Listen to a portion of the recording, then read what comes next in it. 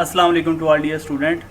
मैं आपका tutor Raza Latif complex analysis 2 lecture number 20 deliver करने जा रहा हूँ। आज जो हमारा टॉपिक होगा वो कुछ कंटिन्यूशन से होगा, तो वो एनालिटिक फॉर्मेशंस से टॉपिक रिलेटेड है। तो एक्सप्रेस इसका क्वेश्चन है, explain analytic continuation with the help of theorem that is uniqueness of direct analytic continuation.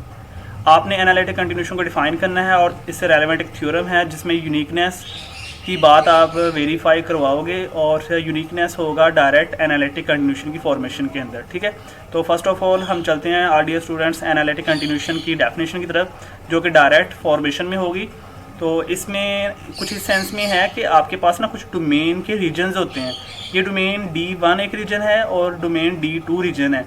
इन दोनों डोमेन्स का जो इंटरसेक्ट पाइवोट जो पॉइंट है वो है डेट इज़ ई पॉइंट। ई इसमें कॉमन पॉइंट ऑफ इंटरसेक्शन होगा जो दोनों डोमेन्स का एक कॉमन रीजन होगा।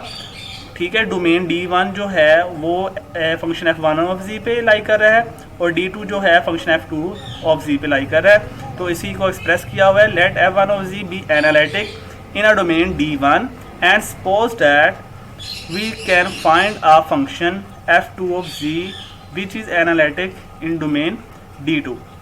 ठीक है, एक function f1 of z analytic है डोमेन D रीजन पे, और अगेन आपने सपोज किया कि वी कैन फाइंड, हमने एक function f2 of z find करना है जो कि एनालिटिक होगा डोमेन D2 पे। फिर आपने क्या किया कि such that D2 has part C, it's mean कि D1 और D2 के बिटवीन कोई ना कोई एक पॉइंट ऑफ इंटरसेक्शन मौजूद होगा, वो एग्जिस्ट करेगा और वो उन दोनों को सेपरेटिंग फॉर्म में अलहदगी नहीं करता बल्कि ज्वाइन रखता है, यानी कि D1 और D2 को ज्वाइन करता है जस्ट E। ठीक है, जो उनके पॉइंट ऑफ इंटरसेक्शन को डिनोट करेगा इन कॉमन विद D1। ठीक है, फिर इसकी कुछ एक्सप्लेनेशन की तरफ चलते हैं। कहता है कि if f1 of z equal f2 of z, अगर f1 of z f2 of z के इक्वलिटी जार करेक्ट मीन कि D1 रीजन जो होगा D2 रीजन के इक्वलेंट हो in the common part of E, जो इनके कॉमन पार्ट E के अटैच लाई कर रहा है, then we say that f2 of z is the direct continuation of f1 of z।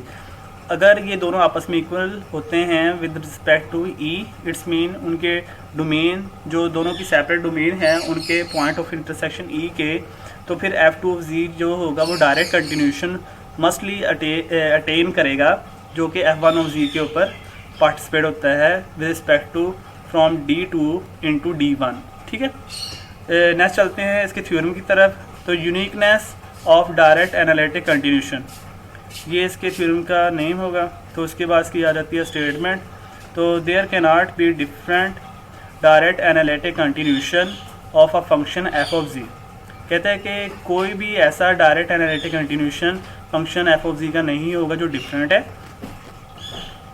तो इन अदर वर्ड्स हम ये कह सकते हैं कि if f2 of z and f3 of z are two direct analytic continuation of function f1 of z, then we can see that, अगर ये दो फंक्शन जो हैं डायरेक्ट एनालिटिक कंटिन्यूशन की फॉर्मेशन में हो तो उसको आप कुछ इस सेंस में ले सकते हो कि f2 of z equal f3 of z। तो प्रूफ की तरफ चलते हैं, let f1 of z and f2 of z be two direct analytic continuation of a function f3 of z। ठीक है, ये दो आपके पास फंक्शन जो हैं डायरेक्ट एनालिटिक कंटिन्यूशन की फॉर्मेशन में कुछ इस सेंस में लिख रहा है कि f3 ऑफ z एक नया फंक्शन इंट्रोड्यूस होगा जो इसके साथ अटैच होगा। तो वो होगा किसके अकॉर्डिंग, डोमेन के, from domain D1 into D2 and also their common part is E, जो उनका पॉइंट ऑफ इंटरसेक्शन होगा डोमेन का वो E होगा। वो डेफिनेशन में भी आपको मैंने अंडरस्टैंड करवाई है फिगर, ये आपने फिगर इसको राइट कर लेना है। और उसके बाद हम चलेंगे फिर इसकी डेफिनेशन की तरफ। Now by the help of analytic continuation, जो इसकी डेफिनेशन होगी उसको अवेल करवाएंगे। वे डेफिनेशन के तहत क्या करना है कि आपने ना दोनों डोमेन में से किसी एक को फिक्स करवाना होता है। तो हमने ना एक डोमेन D1 को फिक्स मानते हुए फंक्शन f2 ऑफ z के साथ भी इक्वालिटी बनाई और फंक्शन f3 ऑफ z के साथ भी इक्वालिटी बनाई इस डोमेन D1 की। क्योंकि हमने इस डोमेन को फिक्स मानते हुए फंक्शन की रीजन्स को बताना है कि वो किस फंक्शन किस एनालिटिक डायरेक्ट कंटिन्यूशन को होल्ड करवाएगा।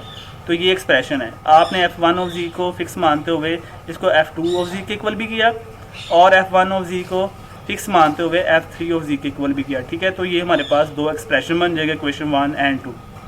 अब ये मैंने बताया भी है कि above expression is done only when we select domain D1। जब हम डोमेन D1 को सिलेक्ट करते हैं at all points of E. At all points of E mean जो उनके डोमेन के कॉमन रीजन में होते हैं। ठीक है, so we have from 1 and 2, this implies that. तो हम फ्रॉम 1 एंड 2 क्या कह सकते हैं कि f2 ऑफ z जो हो जाएगा f3 ऑफ z के इक्वल हो जाएगा। ठीक है, तो ये जब दोनों सेम होंगे तो इसका मतलब है हमें कोई नई बात तो नहीं मिलेगी, तो हम कोई भी डायरेक्ट कंटिन्यूशन फिर फाइंड नहीं कर सकते।